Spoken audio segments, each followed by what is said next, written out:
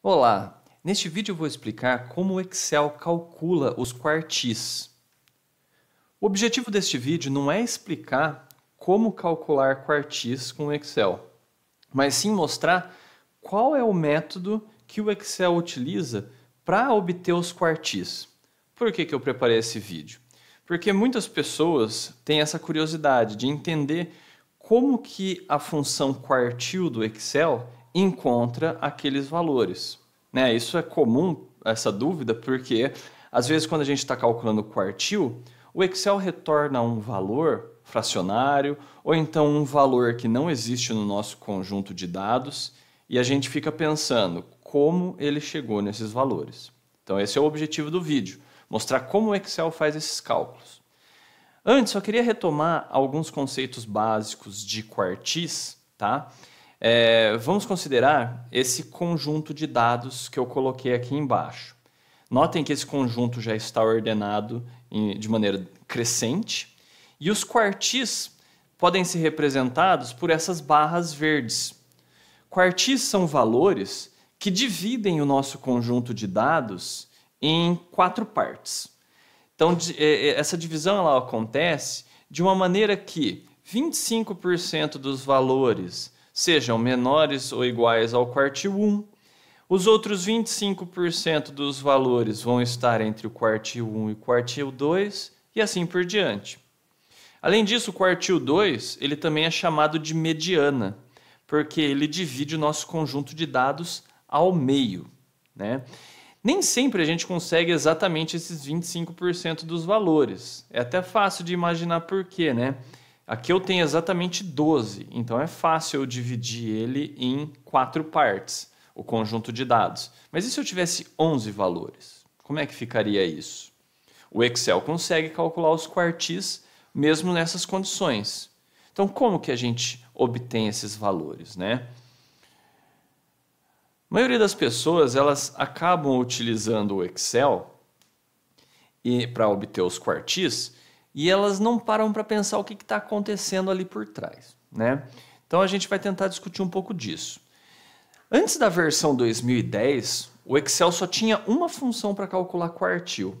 A partir da 2010, agora a gente tem 3 funções para calcular quartil, né? Por quê? Porque existem vários métodos. Não existe um método único para calcular quartil. Existem, pelo menos, eu encontrei 6 métodos para cálculo de quartil. Bom, se a gente utilizar a função, essa função que está aqui, ó, igual a quartil, matriz e quarto, o que é esse matriz? É um parâmetro que eu vou selecionar os dados dos quais eu quero obter o quartil. E aqui, esse segundo parâmetro, refere-se ao quartil que eu estou interessado, que seria o primeiro, segundo ou terceiro quartil. Usando essa função, eu obteria este resultado. O quartil 1 é 7,5, a mediana é 15 e o quartil 3 é 20,25. Como que a gente chega nesses valores? Se a gente olhar os dados originais, nenhum desses valores que foram obtidos estão presentes no nosso conjunto de dados. Além disso, o quartil 1 é 7,5. Ou seja, ele não é nem 6, nem o 8, mas ele é um valor que está mais próximo do 8 do que do 6. Por quê? Se você é curioso como eu e não gosta de aceitar as coisas simplesmente porque elas são assim, você gosta de entender como as coisas funcionam, então continue neste vídeo, porque eu vou explicar para vocês como que o Excel chega nesses valores. Aqui eu fiz uma comparação, tá? Entre as 3 funções que existem no Excel.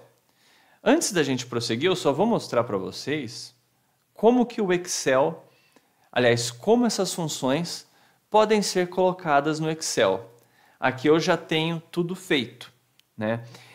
Para facilitar o nosso entendimento. Nessa primeira coluna eu usei a função quartil, nessa segunda coluna eu usei a função quartil.inc e na segunda, a função quartil.exc, que são as 3 funções que existem no Excel a partir da versão 2010.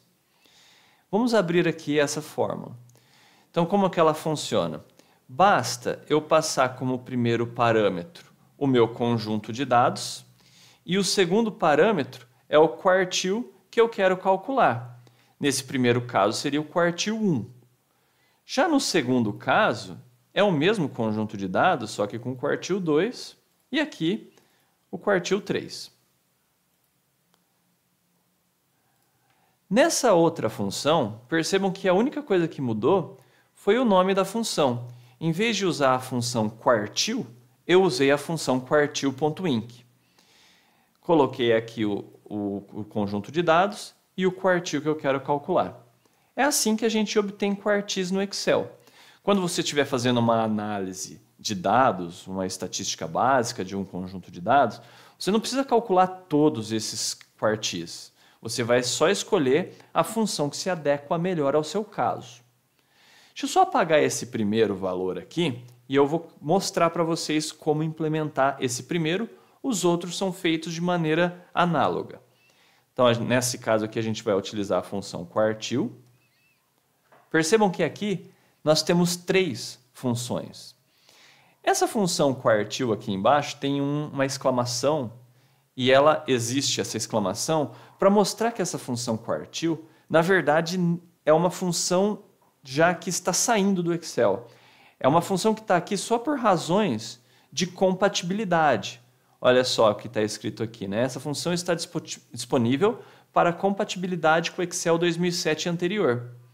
Ou seja, a partir da 2010, é como se essa função não fosse mais a oficial para calcular quartis. Mas vamos utilizar ela só para mostrar como ela pode ser aplicada. Então, eu coloquei aqui a função quartil, abri parênteses, seleciono o conjunto de dados, ponto e vírgula, e indico que eu quero o quartil 1. Fecho parênteses e dou Enter. Então, a gente tem o nosso resultado. Voltando aqui para a nossa apresentação, eu coloquei aquela tabela de resultados aqui e eu queria chamar a atenção para algumas coisas. Primeiro, a coluna quartil e a quartil.inc têm os mesmos resultados e isso não é coincidência. É assim mesmo. Por quê? A função quartil.inc é exatamente igual à função quartil. Só que do Excel 2010 em diante, a função oficial para se utilizar para calcular o quartil é a quartil.inc. Só que também o Excel adicionou um outro método para cálculo de quartis, que é o quartil.xc, que dá resultados diferentes no quartil 1 e no quartil 3. No entanto, a mediana dá o mesmo resultado. Também não é coincidência. É sempre assim. A mediana vai dar o mesmo resultado para qualquer uma das 3 funções. O que muda é o quartil 1 e o quartil 3 no caso da função quartil.xc.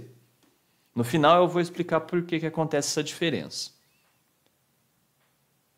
Bom, então vamos entender como que o Excel funciona para calcular quartis. No caso da função quartil.inc, o Excel utiliza o método conhecido como interpolação com base n-1. E o quartil.xc também usa o método de interpolação, porém com base n+1. Outros softwares estatísticos, como o R, o Minitab, o SAS e o Maple, eles podem utilizar outros métodos. Como eu falei anteriormente, existem vários métodos para cálculo de quartis e nenhum deles é o padrão. Por que eu estou focando nesses 2? Porque é o que o Excel utiliza e a maioria das pessoas tem em casa ou no trabalho o Excel instalado no computador. Então a maioria das pessoas vai acabar utilizando esses métodos para cálculo, por isso que eu estou explicando como eles funcionam. Vamos começar entendendo o método de interpolação com base n-1, que é utilizado na função quartil.inc. Nesse método, a gente tem aqui, nessa coluna, o nosso conjunto de dados. Ele tem que estar ordenado de maneira crescente. E a gente vai adicionar no lado esquerdo dos valores ordenados índices que indicam essa posição. Só que a posição vai variar de 0 a n-1. A gente está vendo que para esses nossos 12 valores, eu vou colocar índices que variam de 0 a 11. Tá? A gente continua tendo 12 aqui, só que eles variam de 0 a 11. Agora a gente precisa determinar o ponto do conjunto de dados em que eu vou fazer os cortes dos quartis. Isso eu vou chamar de K. Tá? Então, o corte do quartil 1 vai acontecer na posição n-1 sobre 4. Como o n é 12, então esse corte vai acontecer na posição 2,75. O corte do quartil 2 vai acontecer na posição n-1 sobre 2, que vai dar 5,5. E no quartil 3, o corte vai acontecer nessa posição 3 vezes n-1 sobre 4, tá? Que é 4, que vai ser na posição, portanto, 8,25. Bom, o que isso significa, né? Só para ilustrar também o que isso significa. O corte na posição aqui do Q1, do nosso quartil 1, na posição 2,75, significa que o meu quartil 1, se eu olhar aqui na posição 2 e 3, eu tenho os valores 6 e 8. Quer dizer que o meu quartil 1 não vai ser nem o 6, nem o 8. Ele vai ser algum valor entre esses dois. Na verdade, ele vai ser o valor correspondente ao 2,75 mapeados para cá. Né? Se o 2 é 6 e o 3 é 8, quanto que vai ser o 2,75? A mesma coisa a gente aplica para os outros índices. Né? No 5,5, eu poderia imaginar que o quartil 2 vai ser ou o valor 14 ou 16. Mas, na verdade, não vai ser nenhum dos dois, vai ser um valor entre eles. Como é 5,5, vai ser no valor exatamente na metade do caminho entre o 5 e o 6. Mesma coisa aqui, para o quartil 3, 8,25, eu vou ficar entre o 20 e o 21, caminhando 25% na direção entre 20 e 21. Vamos só observar essa representação gráfica dos quartis. Aqui eu tenho um gráfico de linha mostrando os valores do meu conjunto de dados em função da posição deles. Aqui a gente tem, né, no caso do primeiro quartil, que está na posição 2,75, a gente está vendo que ele não é nem a posição 2 nem a 3, ele é o 2,75. Mapeando esse valor, interpolando ele aqui para o nosso eixo dos valores, eu encontro o Q1. Então, a nossa preocupação agora é descobrir em que ponto acontece, né, digamos que quando aqui é 2,75, quanto que vai ser nesse outro eixo? No caso do Q1, a gente pode fazer da seguinte forma. Aliás, todos os quartis são obtidos da mesma forma. Tá? A gente está entre a posição 2 e 3, porque o índice é 2,75. Então, o meu quartil 1 vai ser algum valor entre 6 e o 8, mais precisamente 75% do caminho entre o 6 e o 8. É como se eu saísse do 2 e só andasse 0,75. Eu não chego no 3, que é 8. Eu paro antes. Quanto que é esse antes?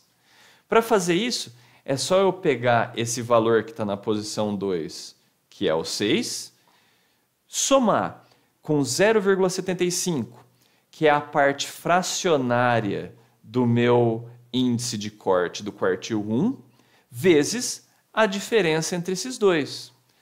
Se a diferença, né, olha só, a diferença entre os dois é 8 menos 6 igual a 2, então essa diferença é igual a 2, e eu não andei toda essa diferença, eu andei só 75% dessa diferença. Ou seja, eu andei 1,5. 1,5 mais o valor inicial, que é 6, dá esse meu 7,5, que é o quartil 1, utilizando o quartil.inc. Fazendo o mesmo para o quartil 2, olha só que interessante, né? Eu estou marcando ele aqui no 5.5, vai dar o quartil 2 como sendo 15.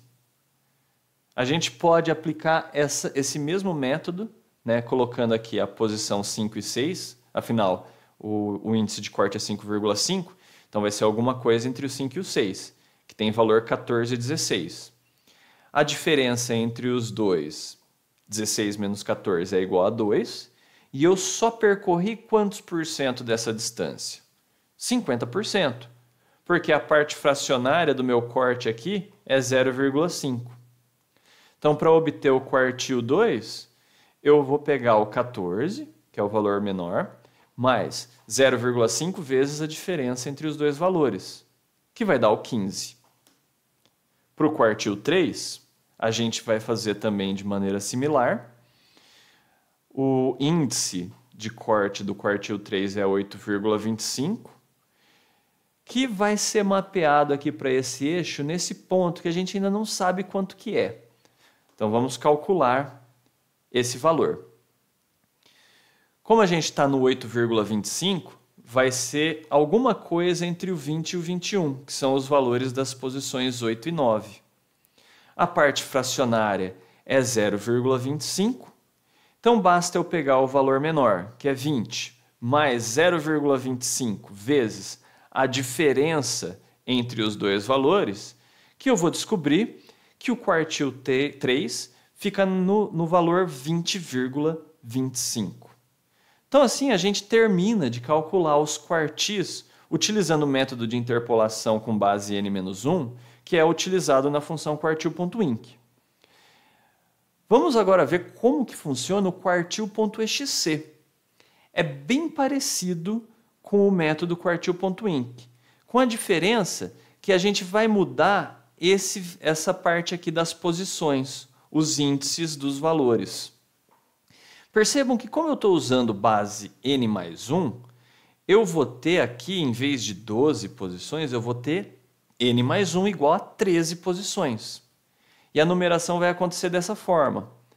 Vai ter o 0, sem valor algum, e os meus valores vão começar na posição 1.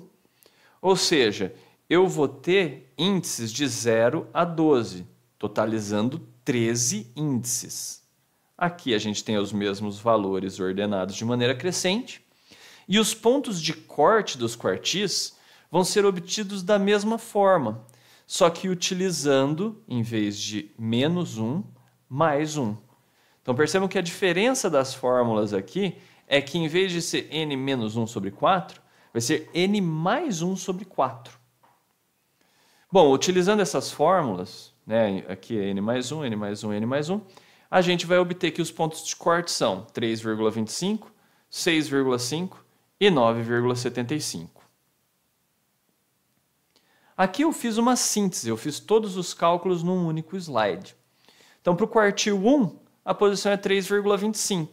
Então, eu vou utilizar os valores nas posições 3 e 4 para obter o quartil 1. Na posição 3 eu tenho o valor 6, na posição 4 eu tenho o valor 8. Então, fazendo 6 mais 0,25 vezes 8 menos 6, vai dar 6,5. Esse é o meu quartil 1. Percebam que é exatamente o mesmo cálculo que a gente fez quando utilizamos o método de interpolação com base n-1. Só que agora a gente está utilizando os índices calculados com n mais 1.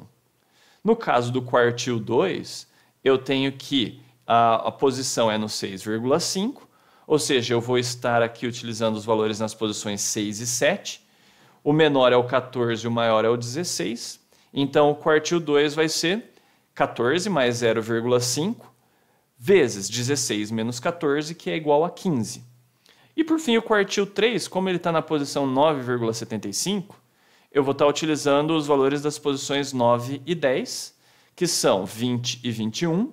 Então, o quartil 3 vai ser 20 mais 0,75 vezes 21 menos 20, que é igual a 20,75. Para finalizar, eu queria só fazer uma explicação de quando a gente utiliza uma função ou a outra. Tá?